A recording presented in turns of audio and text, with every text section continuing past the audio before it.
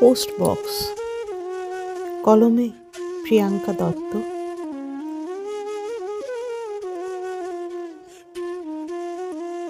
ওই যে দূরে বটগাছটি, তার নিচে বন্ধ থাকা একটি পোস্ট অফিসের গায়ে ঝুলছে একটা লাল রঙের পোস্ট বক্স।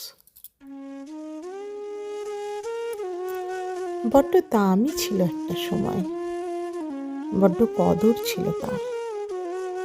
গ্রাম শহরের যোগাযোগের মাধ্যম বলতে ছিল এই পোস্ট বক্সটি। কত মানুষের মনের কথা, সুখ দুঃখ, আনন্দ ভরা থাকতো এই বাক্সটার মধ্যে।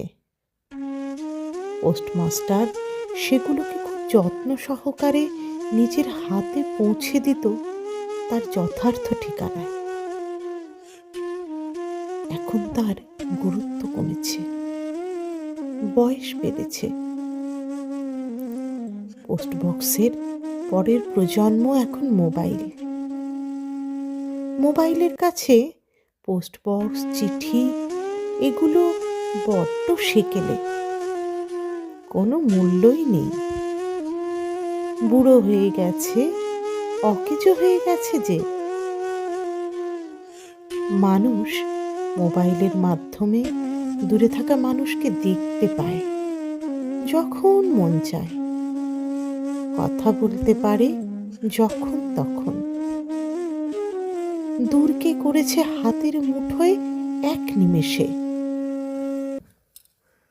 মোবাইল যেন পোস্ট বক্সকে দেখে বলে, ও পোস্ট বক্স, তুমি কি আমার মতো এত স্মার্ট ছিলে কখনো?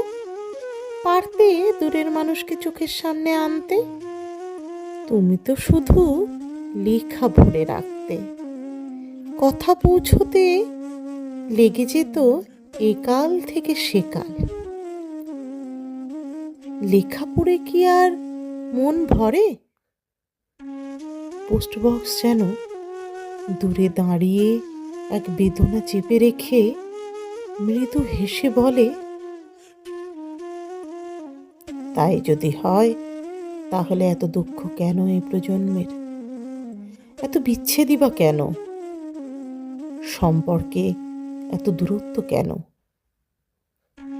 আমার ভিতরের চিঠি পাওয়ার আশায় মানুষ বসে দিন গুনত। তোমাদের যুগে কি মানুষ দিন গোনে, নাকি এড়িয়ে চলে?